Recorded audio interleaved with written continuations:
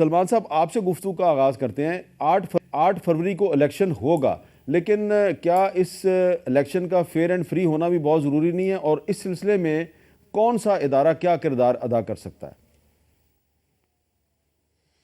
دیکھیے جی، الیکشن اگر fair and free نہیں ہوتا تو بے معنی ہے، اور اس وقت تو بظاہر صورتحال ایسی ہے کہ مجھے کوئی ٹھیک الیکشن ہوتا نظر نہیں آ رہا. سب سے ضروری بات یہ ہے کہ جو پکڑ دھکڑ کا ماحول ہے اس کو ختم کیا جائے. ہر روز ہم یہ سنتے ہیں کہ کہیں 10 لوگ 15 لوگ اکٹھے ہوئے کوئی الیکشن کی بات کرنے کے لیے، وہاں پہ دھاوا بول دیا گیا، لوگوں کو گرفتار کر لیا گیا. جب تک یہ ماحول رہے گا تو الیکشن نہیں ہو سکتا. الیکشن کے لیے ضروری ہے کہ سب کو کیمپین کرنے کے یکساں مواقع حاصل ہوں.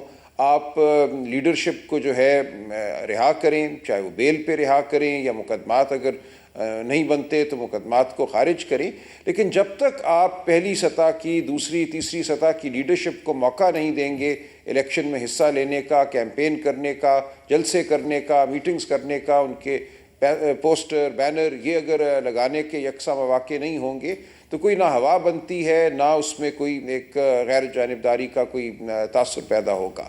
تو یہ تمام چیزیں ہیں جن کو الیکشن کمیشن نے تو بظاہر جن کی یقین دہانی کرانی ہے، لیکن الیکشن کمیشن کچھ نہیں کر سکتا اگر انتظامیہ ساتھ نہ دے، اور اگر انتظامیہ نے یہ ٹھانا ہوا ہو، جس میں پولیس شامل ہے، بیوروکریسی شامل ہے، کہ ہم نے ایک پارٹی کو بالکل حصہ نہیں لینے دینا، اس کے وجود کو ختم کرنا ہے، یا بالکل اس سطح پہ رکھنا ہے کہ وجود رہے بھی لیکن وہ کسی حد تک کوئی کارآمد نہ ہو، تو پھر کیا الیکشن ہوگا؟ تو اس وقت تو یکسر صورتحال کو بدلنے کی ضرورت ہے.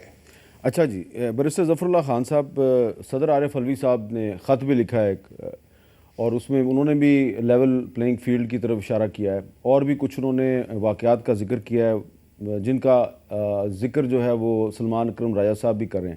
تو اس الیکشن کو فیئر اینڈ فری الیکشن کیسے بنایا جائے؟ بسم اللہ الرحمن الرحیم. صاحب تھینک یو.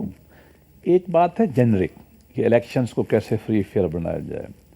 ایک یہ ہے کہ خاص چیزیں جس کی طرف سلمان صاحب نے ذکر کیا ہے، میں کوشش کروں گا کہ خاص چیزوں پہ فی الحال ہم نہ آئیں، ہم جنرل باتوں پہ رہیں.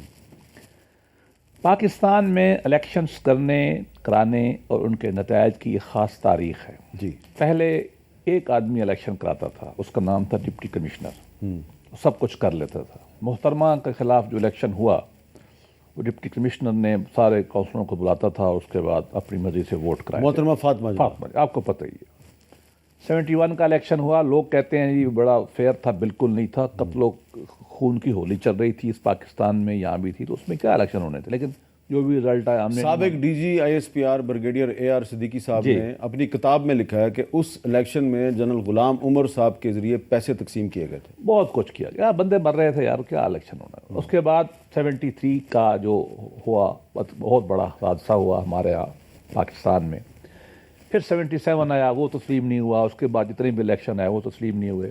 ابھی انہوں نے ذکر کیا ہماری جو گورنمنٹ تھی پچھلی، ہماری پارٹی کو وہ سربراہ کو نکال دیا گیا، سزا دے دی، جو کچھ ہوا. 4-5 اب چیزیں ہیں جو الیکشن کو صحیح کرتی ہیں. الیکشن کوئی بھی ایک قانونی عمل نہیں ہے، یہ بات لوگوں کو سمجھ میں آ جانی چاہیے. جو کہتا ہے ایک قانونی عمل ہے، بالکل غلط کہتا ہے. آئینی عمل تو ہے، آئینی عمل ہے، لیکن اس کے اوپر آئین کی دستوری روایات اور سیاسی روایات کا اثر ہے. پاکستان میں آئین کی وہ پاور نہیں ہے ابھی جو ہونی چاہیے. کیسے شروع ہوتا ہے؟ سب سے پہلے تو پارٹیوں کی، الیکشن سے بھی بہت پہلے پارٹیوں کی توڑ پھوڑ ہو جاتی ہے. جیسے ہمارے یہاں، ہماری مثال میں 18 بندے ہمارے پہلے وہ توڑے گئے تھے، وہ لاہور کی ڈی جی رینجر نے توڑے تھے، وہ جو جب کیوں وہ تو 2002 کی بات ہے نا. اور ہمارے ہاں جب عمل شروع ہوا توڑنے کا 17 کا، میں بھی آپ کے سامنے بیٹھا ہوں، میرے اوپر بھی بہت دباؤ تھا کہ جی آپ ساؤتھ پنجاب والے، میں بھی ساؤتھ پنجاب سے ہوں، کہ آپ نکلیں. یہ عمل ویسے دباؤ کس نے ڈالا تھا؟ اس وقت کی اسٹیبلشمنٹ نے ڈالا تھا. میسج میرے جنرل فیض صاحب کے بھیجے تھے، مجھے ملنا، میں نے کہا میں نہیں ملتا. اور اس کے بعد اگلی بات بتاؤں، گورنمنٹ بن گئی تو عمران خان کے منسٹر میرے پاس چل کے آتے تھے کہ جی مجھے بھیجا گیا. چھوڑے آگے بڑھے، ہم تو کہتے ہیں معاملے، میں نام بھی بتا سکتا ہوں کہ آگے چلے. ایک تو یہ عمل ہوتا ہے. اس کے بعد حلقہ بندیاں شروع ہوتی ہیں. حلقہ بندیوں میں ایک قبیلے کو وہاں ڈال دینا، وہاں سے وہاں ڈال دینا، ایک پرابلم پیدا ہوتا ہے.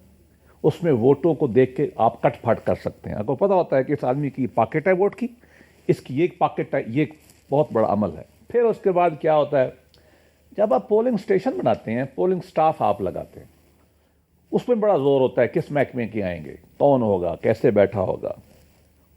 پھر وہاں اگلا پرابلم پیدا ہو جاتا ہے خواتین کے یا مردوں کے پولنگ اسٹیشن بنانے پہ. یہ بڑی ڈیٹیل ہے, میں بتا رہا ہوں چونکہ میں ریٹرننگ افسر بھی رہا ہوں, میں ڈیوٹی بھی رہا ہوں, ہم نے یہ سارے کام اپنی آنکھوں سے دیکھے ہوئے اور ہیں. الیکشنز لاز کے بنانے میں بھی آپ کا کمیٹی میں بھی میں تھا. آپ نے یہ دیکھنا ہے کہ پولنگ اسٹیشن دیکھیں 500 200 ووٹ ہر پولنگ اسٹیشن کا فرق پڑتا ہے نا جی, 450 300 پولنگ. آپ نے کس بستی میں بنانا ہے؟ اب شہر کو تو آپ بھول جائیں, گاؤں میں تو کوئی جاتا نہیں دوسری بستی میں. ٹھیک ہے. اچھا, پھر خواتین کے ووٹ کہاں ڈلنے ہیں, پولنگ اسٹیشن کہاں بننا ہے. پھر جب پولنگ اسٹیشن ہو رہی ہے پھر فائرنگ کر دیں گے, بندے نہیں آئیں گے, اور جب یہ ہوگا تو حساب کتاب تقسیم کر دیں گے, ووٹ اور ہوگا, اندر گھس جائیں گے, بندے کھڑے ہو جائیں گے, ٹھپے لگائیں گے. پچھلے الیکشن میں ایک 2 ٹیکنیکیں نئی لڑائی گئی جو ہمارے وہم گمان میں نہ تھی. جب ہم پارلیمانی کمیٹی میں بیٹھے تھے, دنیا کا بہترین ایسا لا ہم نے بنا دیا, ایک کیا کہ ڈبل ٹھپے لگ سکتے. فیصل واڈا سے شہباز شریف ہارا 746 ووٹ تھے, میں ان کا وکیل تھا الیکشن کمیشن میں, 10,000 ووٹ پہ ڈبل ٹھپے تھے. یہ ہمارے وہم گمان میں نہ تھا. اور دوسری بات جو ہوئی وہ RTS بیٹھ گیا. اچھا, اس کے بعد ہے الیکشن ٹریبونل. الیکشن ٹریبونل 5 سال فیصلہ نہیں کرتے. تو یہ پروسیس ایک لمبا ہے جس میں انتظامیہ ہے, الیکشن کمیشن ہے, اس میں تو اس کو ٹھیک کیسے کریں؟ جی آئیڈینٹیفیکیشن تو ہو گئی نا پہلے فیز میں نے کہا یہ سارے انوالو ہیں. اگر آپ مجھے بھی کہتے ہیں یا سیکنڈ راؤنڈ میں کہتے ہیں, سیکنڈ راؤنڈ میں کر لیتے ہیں, آپ نے آئیڈینٹیفیکیشن کر دیا ہے, یہ سب انوالو ہیں. اچھا